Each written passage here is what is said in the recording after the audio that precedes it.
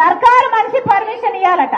అంటే మీ భూమి మీది కాదు, సర్కారు చేతుల్లోకి పోతుందన్నమాట. మరి అలాంటి సర్కారు మీకు అవసరమో లేదో, మీ భూమిని మీకు కాకుండా చేసే సర్కారు మీకు అవసరమో లేదో మీ చేతుల్లో ఉంది, మీ నిర్ణయం మీద ఆధారపడి ఉంది. మీకు క్లియర్ గా అర్థం కావాల్సింది, ఎలాగైతే లిక్కర్ సర్కారు చేతుల్లో ఉందో మీ భూమి కూడా సర్కారు చేతుల్లో ఉంటుంది.